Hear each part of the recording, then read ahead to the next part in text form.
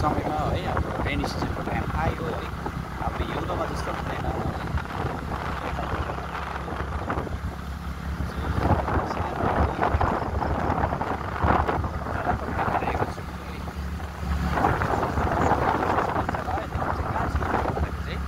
मल्लीको छेउछाउ पुग्न आँटिरहेको छु म